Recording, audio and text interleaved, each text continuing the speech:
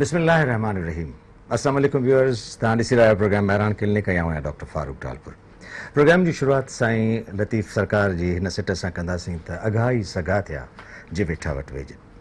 Viewers, अॼु के programme में जेके महिमान आहिनि उन्हनि जो तारुफ़ तव्हां सां कराए छॾियां, पोइ ॿुधाईंदुसि त अॼु असां कहिड़े मौज़ू ते गुफ़्तगू करण वारा आहियूं। मूंसां गॾु अॼु तशरीफ़ रखनि था मुंहिंजे सॼे हथ ते district health officer Hyderabad doctor Nasreen Memon साहिबा, ऐं उन्हनि सां गॾु वेठल आहिनि डॉक्टर इमदाद चन्ना, पाण फोकल पर्सन आहिनि EPI expanded programme on immunisation. Immunisation जी जॾहिं मूं ॻाल्हि कई आहे त इम्यूनाइज़ेशन में मुराद इहा ई आहे त मुदाफ़ियत, यानी जेका इंसान में क़ुवत मुदाफ़ियत थिए थी उन हवाले सां, ऐं क़ुवत मुदाफ़ियत पैदा करण जे लाइ जेके सब्सटेंसिस असां वटि इस्तेमालु थियनि थियूं आमतौर ते दुनिया में, उहे आहिनि वैक्सीन्स।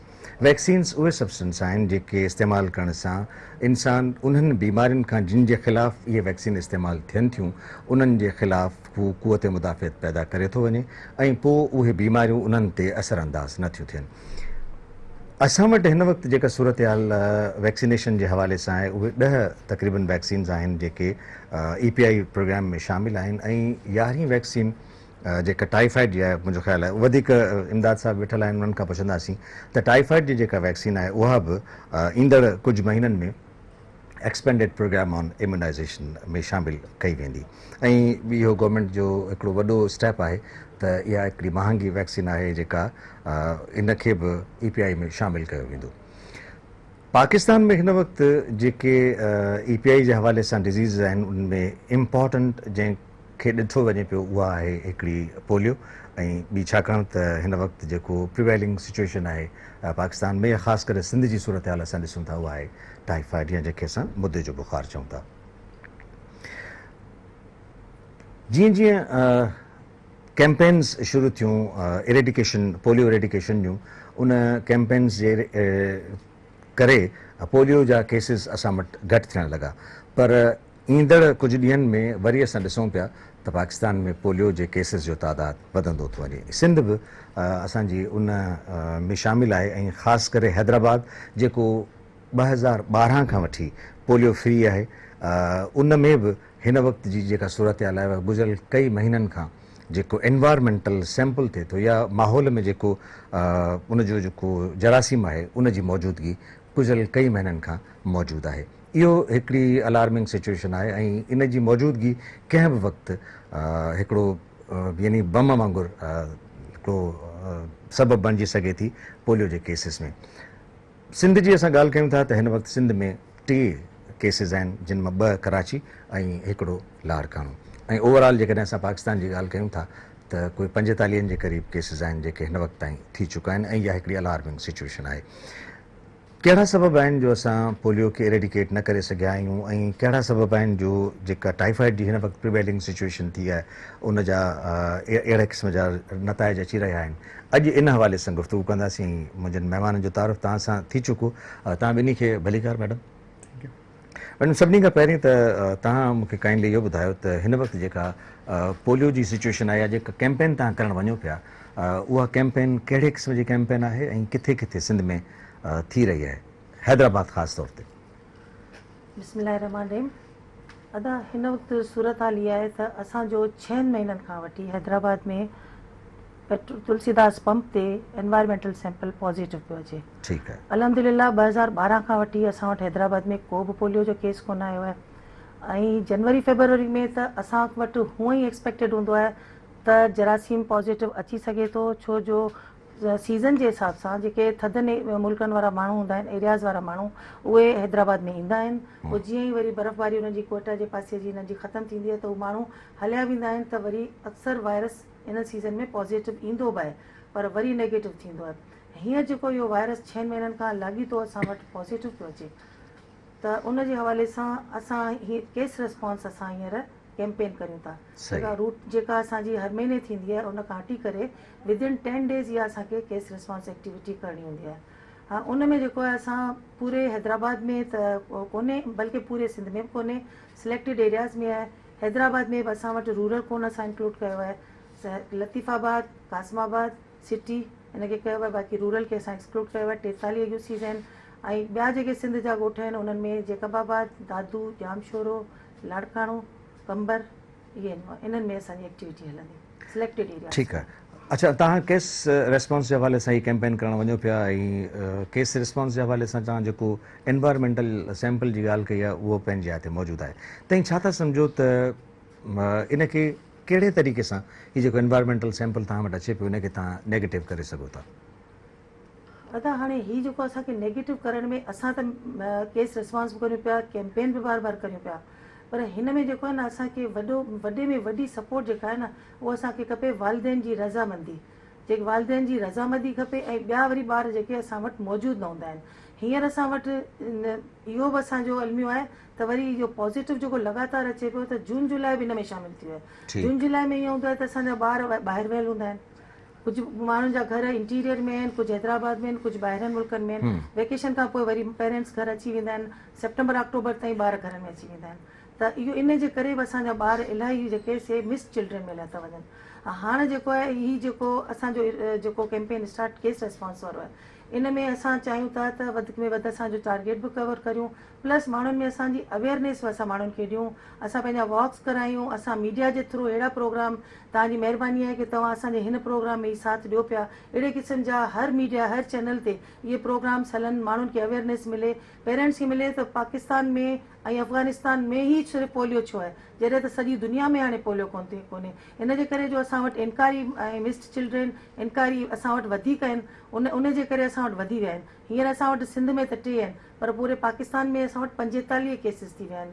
उन में असांखे मीडिया जे थ्रू, अख़बारुनि जे थ्रू असां पंहिंजा वॉक कंदासीं, असां पंहिंजो हेल्थ एजुकेशन टीम्स मोकिलींदासीं घरनि में, पर उन में वॾो साथ जेको असांखे अख़बारुनि जो पब्लिकेशन जो ऐं मीडिया जो मिलंदो त असां इलाही पावरफुल थी वेंदासीं। असां बार बार वालिदैन खे चवंदासीं, सेंसिटाइज़ कंदासीं त बाबा पंहिंजा ॿार तव्हां पंहिंजी मुस्तक़िल हिकिड़ी माज़ूरी खां बचाइण लाइ अगरि तव्हां 2 फड़ा पियारींदा त तव्हांजो ॿारु सॼी ज़िंदगी माज़ूरी खां बचंदो। मगर ॻाल्हि इहा आहे त वालिदैन खे सिर्फ़ु इहो सम्झणु खपे त माज़ूरी खां पहिरीं इलाजु आहे, माज़ूर थियण खां पोइ पोलियो थियण खां पोइ को बि इलाजु कोन्हे।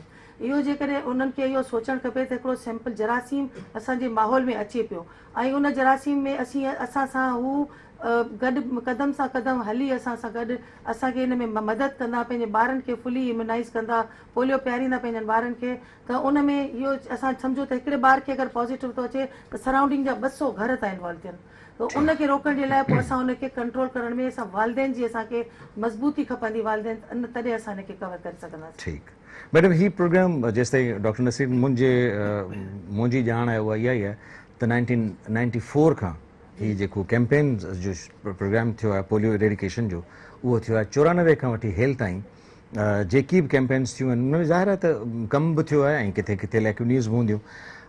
हैदराबाद जी जॾहिं आउं ॻाल्हि ॾिसां थो त हैदराबाद में उन वक़्त खां वठी हेल ताईं हिकिड़ो वॾो नंबर रिफ्यूज़ल्स जो, यानी इनकारी ॿारनि जो या इनकारी वालिदैन असां चऊं, उहो रहियो आहे। तव्हांजे अचण खां पोइ ज़ाती तौर मां जेका ॻाल्हि करणु चाहियां थो मीडिया जे थ्रू हिन चैनल जे तवसत सां, उहा इहा त तव्हांजी जेका बि हिन पोलियो जी कैंपेन्स में कोशिशि रही आहे, जेकी बि तव्हां अटैम्प्ट कया आहिनि उन में पर्सनली तव्हां फील्ड्स में वञी ऐं घरनि ताईं अप्रोच करे, पेरेंट्स ताईं अप्रोच करे तव्हां पंहिंजी जेके एफर्ट्स आहिनि उन्हनि जे थ्रू तव्हां कोशिशि कई आहे, ऐं मां सम्झां थो हिन वक़्तु हैदराबाद में मिनिमम नंबर आहे, घटि में घटि तादाद आहे इनकारी ॿारनि जी। छा सम्झी तव्हां इहो कयो? डॉक्टर साहब ॻाल्हि इहा आहे त जीअं मूंखे डिस्ट्रिक्ट मिलियो त मूंखे ईअं लॻो त हीउ डिस्ट्रिक्ट मुंहिंजो पंहिंजो घरु आहे। जीअं मां हिकिड़ी औरत थी करे पंहिंजो घरु हलाए सघां थी, घर जे हर बचे जी ज़िमेदारी मुंहिंजे मथां आहे, त डिस्ट्रिक्ट जा ॿार मुंहिंजा पंहिंजा ॿार आहिनि। मां इहो ई फीलिंग्स रखी ऐं हिन में प्रोग्राम में मूं पाण खे एतिरो इन्वॉल्व कयो त को बि ॿारु जेको आहे उहो उनखे इहो पोलियो जो जरासीम अटैक न करे। छो जो जेकॾहिं जेको कंहिं बि वालिदैन जो ॿारु माज़ूर हुजे थो, उहो जंहिं कर्ब मां गुज़रे थो, उहा हिकिड़ी माउ वालिदैन खां वधीक कंहिंखे बि अहसासु कोन थो थिए त असांजो ॿारु माज़ूर आहे, असीं सॼी ज़िंदगी कीअं संभालींदासीं। इन नज़ीरे खे अॻियां रखी मां घर घर ताईं पाण वियसि, अवेयरनेस माण्हुनि में करायमि, ऐं पाण इवन ईअं बि हो त किथे मूंसां टीमूं कोन हुयूं त मां कोल्ड चेन पाण सां खणी वञी गॾु खणी बि उते उन्हनि ॿारनि खे मां कतरा पियारिया, मां उन्हनि ॿारनि खे कवर कयो इन हिसाब सां, ऐं 3,40,000 आबादी असांखे कवर करणी मूंखे हिकु नंढी ब्रेक वठणी पई पए, ब्रेक खां पोइ मोटंदुसि त हिन ते गुफ़्तगू कंदासीं। इमदाद वेठल आहिनि, इमदाद सां बि जेको टाइफाइड जो जेको प्रिवेलिंग सिचुएशन्स आहिनि उन ते गुफ़्तगू कंदासीं। व्यूअर्स, असांजी ॻाल्हि ॿोल जारी आहे। प्रोग्राम में वक़्तु आहे नंढी साई जो, जल्दी था मोटूं, असां सां गॾु रहिजो।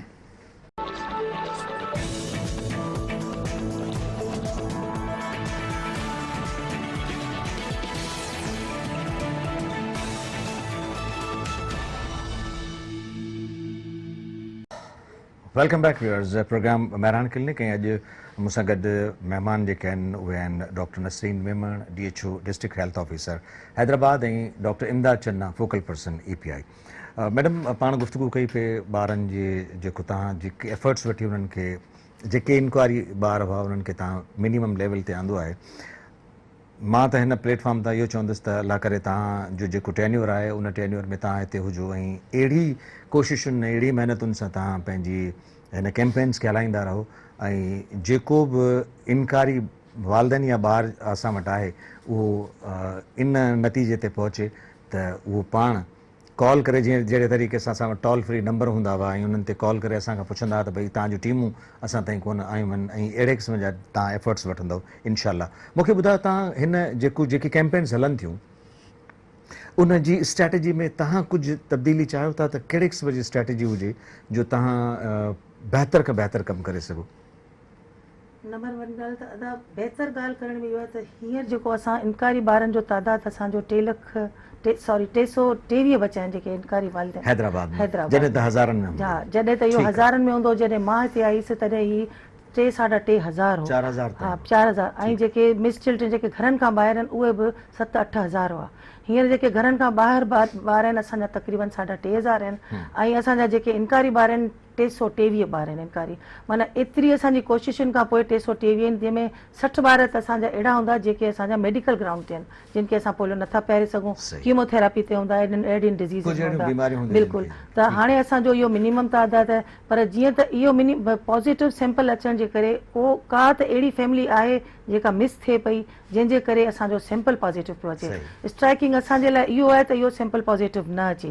असांजे लाइ तादादु घटि करणु असांजो जी जेका मैक्सिमम कोशिशि उहा हले पई, ऐं हिन दफ़े असांखे रेवेन्यू जी जाम बहितरीनु असांखे सपोर्ट मिली। रेवेन्यू डिपार्टमेंट जी कमिश्नर साहब, एडिशनल कमिश्नर साहब ख़ुदि असां सां फील्ड में हुआ। हींअर असां सभिनी गॾिजी हिननि खे कवर कयो, इनकारी ॿारनि खे, ऐं अल्हम्दुलिल्लाह काफ़ी एतिरा सुठा रिज़ल्ट मिलिया जो ज़ीरो रूरल में कॾहिं बि कोन थियो। ऐं हींअर रूरल में जेके निम जो ॻोठु चवंदा हुआ, निज़ामाणी ॻोठु, जेको सदाईं रिफ्यूज़ल थींदो, जंहिंमें आफ्ताब निज़ामाणी साहब पाण बि विया हुआ, पर हींअर उहो बि असांजो ज़ीरो थी वियो। त अल्हम्दुलिल्लाह असांजी कोशिशि बहितरीनु आहे त असीं वधि खां वधि इहे कवर करियूं, ऐं असां वधि खां वधि माण्हुनि खे काउंसलिंग करे हिन ॻाल्हि ते आणियूं, न की असां उन्हनि खे ज़ोरावरी सां करियूं।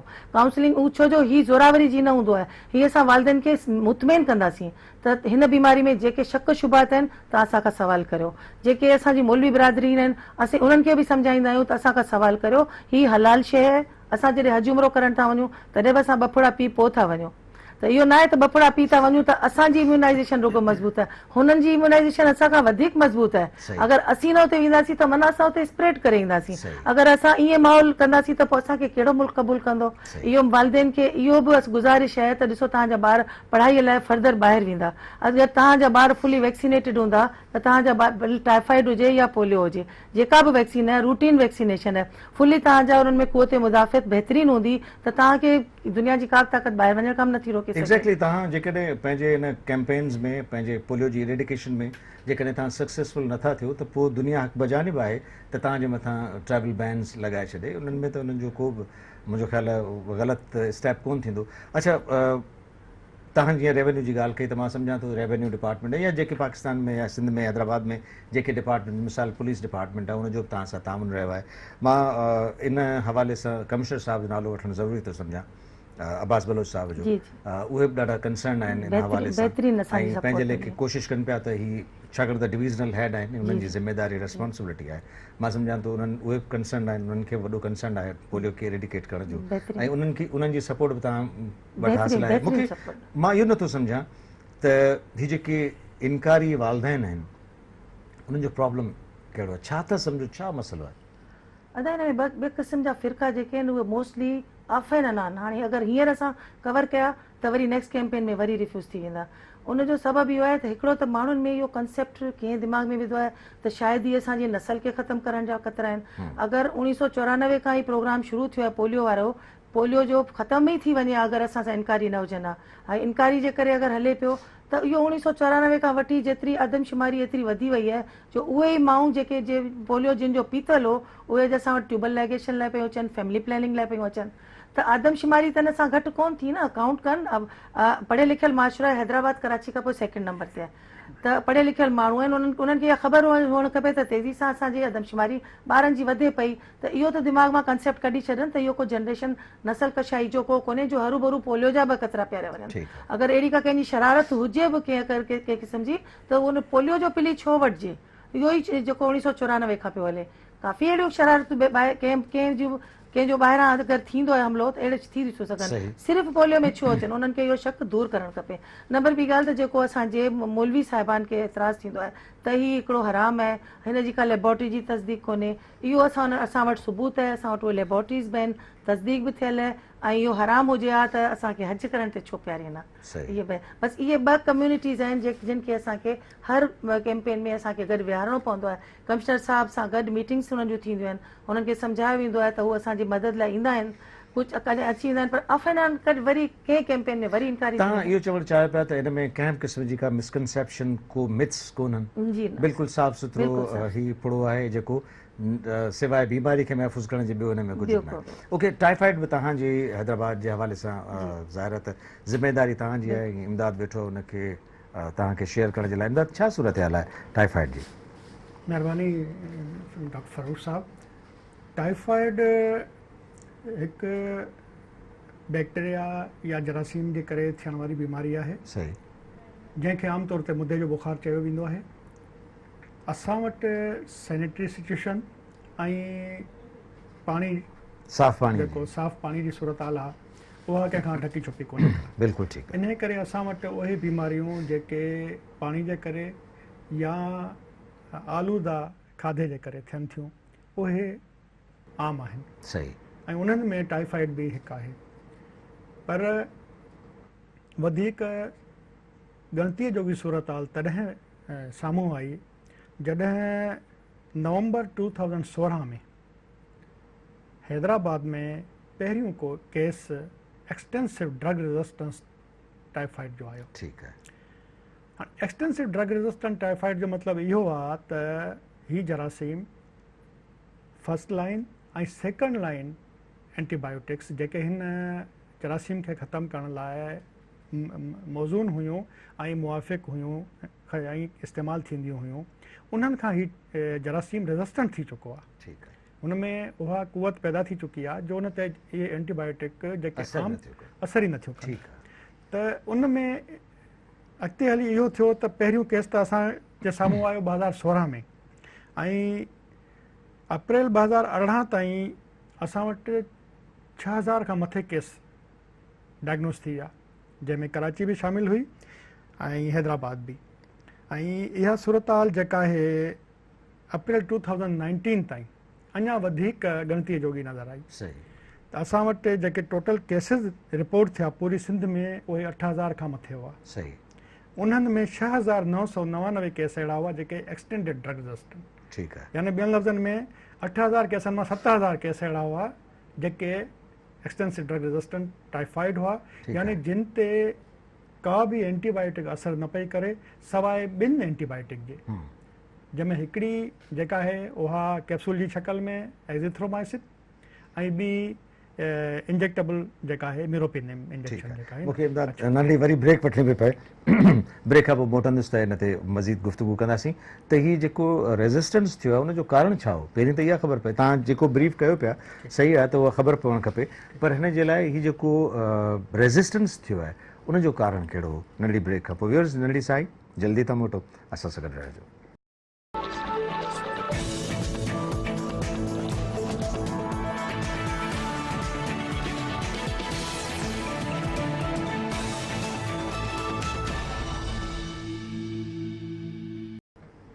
Welcome back viewers. असां गुफ्तगू कयूं पिया हिन वक़्तु वैक्सीन्स जे हवाले सां ऐं वैक्सीन में असांजो जेको इशू आहे उहो आहे पोलियो ऐं टाइफाइड। डॉक्टर इमदाद, तव्हां खां ब्रेक खां पहिरीं इहो बि पुछो त हीउ जेको रेज़िस्टेंस बैक्टीरिया थियो आहे उनजो कारण छा आहे? डॉक्टर साहब, इन जो कारण सभ खां वॾो जेको आहे न, या मेन जेका शइ आहे उहा आहे irrational use of antibiotics. Exactly, ठीकु आहे। अनफॉर्चुनेटली असां वटि सेल्फ मेडिकेशन जो तमामु वॾो रुझान मौजूदु आहे, ठीकु आहे, जंहिंमें पढ़ियल लिखियल तबिको वॾे पैमाने ते मुलविस आहे। ठीकु आहे। ॿिए नंबर ते असां वटि अताई क्वैकरी जेका आहे ठीकु आहे, उन्हनि जी प्रैक्टिसिस ठीकु जिन खे ख़बर ई कोन्हे त कहिड़ो एंटीबायोटिक किथे यूज़ करणु घुरिजे, ठीकु आहे, बसि हू थोक जे हिसाब सां इस्तेमालु पिया कनि एंटीबायोटिक, चाहे ज़रूरत आहे चाहे न आहे। ठीकु आहे, इन सां ज़ाहिर आहे रेज़िस्टेंस डेवलप थी थिए। ठीकु आहे। मूंखे हिकिड़ो सुवाल इन हवाले सां डॉक्टर नसीम खां पुछिणो आहे। डॉक्टर नसीम, जीअं डॉक्टर इमदाद ॿुधायो त हिकिड़ो मेन रीज़न जेको आहे उहो आहे क्वैकरी, जंहिंमें असांजा उहे प्रैक्टिसिंग जेके फिज़िशियंस आहिनि जिन खे इन बारे में नॉलेज कोन्हे। हिकिड़ा त उहे जेके डॉक्टर ई कोन्हनि, हिकिड़ा उहे जिन खे इन बारे में का ख़बर ई कान्हे। इन हवाले सां कमीशन बि ठही, हेल्थ केयर कमीशन बि ठही, उन में तव्हां पंहिंजे क्वेक्स ते जेके प्रैक्टिस कनि पिया उन्हनि ते तव्हां कुझु स्टेप्स बि खयां। विच में हिकिड़ो स्टेटमेंट आहे कंहिं ज़िम्मेदार जी, पोइ या त उहो को सरकारी ज़िम्मेदार हो या को असांजे सियासी को शख़्सियत हुई, जंहिं चयो त घटि में घटि इहे क्विक्स प्रैक्टिस कनि पिया त घटि में घटि का न का फैसिलिटी त ॾियनि पिया। इन्हनि ॿिन्ही शयुनि ते तव्हांजी छा राय आहे? दादा, हीउ जेको घटि में घटि फैसिलिटी ॾियनि पिया, इहो त इन जो मतिलबु इहो थियो त असां हथ सां पंहिंजे माण्हुनि खे मौत न थियूं पिया। ठीकु आहे, छो जो ही एंटी क्विकरी वारनि जेको हिननि ते अताई डॉक्टरनि ते जेको बि असां हिननि खे सील कराया त उहे क्विक्स हुआ जेके बार बार सिरिंज साॻे मरीज़ खे इस्तेमालु कराईंदा कंदा हुआ। नंबर उन सां असांजो HIV केतिरो एड्स पखिड़िजी वियो, जंहिंजे लाइ थी सघे थो त नेक्स्ट प्रोग्राम में मां तव्हां सां एड्स जे बारे में तव्हांखे ॿुधायां। ऐं उहो उन जे करे इहो बि थियो बार बार सिरिंजनि जो उहो। ऐं उन खां अलावा जेको ही रिपीटेडली एंटीबायोटिक यूज़ कंदा हुआ ब्लड कल्चर खां बग़ैर, छो जो पहिरीं जेसीं ब्लड कल्चर में असांखे ख़बर पए त बीमारी खे कहिड़ी एंटीबायोटिक लॻंदी, असां टेम्परेचर में सिर्फ़ु असां बुखार जी दवा ॾेई सघूं था, एंटीबायोटिक असांखे न आहे ॾियणी जेसीं असीं ब्लड कल्चर न करायूं। अच्छा, हर ब्लड कल्चर में लाज़मी कोन्हे त असां उनखे XGR मिले। असांखे जेको रूटीन जो टाइफाइड आहे उन में असां उहो ई जेको मेडिसिन ॾींदासीं जेका असां पहिरीं ॾींदासीं, जेका फर्स्ट जनरेशन ऐं सेकेंड जनरेशन अदा तव्हांखे ॿुधाई उहो ॾींदासीं। पर ॻाल्हि अचे थी XGR ते, उहो जेको फर्स्ट जनरेशन रेजिस्टेंट ऐं सेकेंड सेफ्ट्राक्ज़न रेजिस्टेंट, उन ते अचूं था त पोइ XGR थी थो वञे। ऐं बदकिस्मती इहा आहे त असां वटि जेका का बि मेडिसिन लॉन्च थिए थी त लॉन्च कराई अचण में ॿाहिरि पासे खां 10 खां 12 साल लॻी था वञनि। हाणे असांखे हीअ अगरि 2 मेडिसिन मिलियूं आहिनि, एज़िथ्रोसिन ऐं कार्बापेनियम। एज़िथ्रोसिन ओरल ड्रग आहे जेका असां स्किन में, चेस्ट में, गले में इन में बि ॾियूं था। हा, असांजा माण्हू जेके आहिनि, जेके अताई आहिनि, इहे हर कंहिंखे अगरि एज़िथ्रोसिन लिखी ॾींदा त पोइ असां त हिकिड़े डेंजर लाइन ते अची वेंदासीं त कार्बापेनियम अहिड़ी ड्रग आहे जेका ICU में इस्तेमालु थींदी आहे। उनखे सुपरविजन खपे, उनखे पीडियाट्रिशियन जी, अगरि ॿारनि खे थिए थो। वॾनि टाइफाइड त हर उमिरि जी बीमारी आहे, त पोइ इन स्टेज ते अगरि असां पहुची वेंदासीं त असां लाइ त को ॿियो रस्तो ई कोन्हे त असीं पंहिंजे माण्हुनि खे कीअं सेव कंदासीं। त क्विकर्स जेके आहिनि, अताई डॉक्टर्स आहिनि, उन्हनि जी बार बार एंटीबायोटिक लिखण जे उन में डॉक्टर साहब तव्हांखे ॿुधायो त असांजा पढ़ियल लिखियल पंहिंजा बि डॉक्टर्स आहिनि जेके सेल्फ मेडिकेशन कनि था, उन जे करे ई असांजा ही रेज़िस्टेंट केस थी विया आहिनि। इन खे अञा स्ट्रेंथन करण जी ज़रूरत आहे जेका कमीशन ठही आहे, नंबर 1। नंबर 2, गवर्नमेंट खे बि का अहिड़ी पॉलिसी अख़्तियार करणी पवंदी जंहिंमें सेल्फ मेडिकेशन न थी सघे ऐं जेके मेडिकल स्टोर वारा कंहिं बि माण्हूअ खे का बि दवा पंहिंजे चवण ते ॾेई था छॾनि, उहा बि उन्हनि खे इन मिलण खां इमदाद। हिकिड़ी ॻाल्हि, ॿी ॻाल्हि इहा त इन हवाले सां मूंखे ॿुधायो त केतिरो कमु पियो थिए टाइफाइड खे रोकण जे लाइ? जी डॉक्टर साहब, इन सिलसिले में छो त इहा इंतहाई गणती जो बि सूरत हाल हुई त हिकिड़ो एक्सटेंसिव ड्रग रेजिस्टेंट डिज़ीज़ जेका आहे उहा असांजे साम्हूं हुई।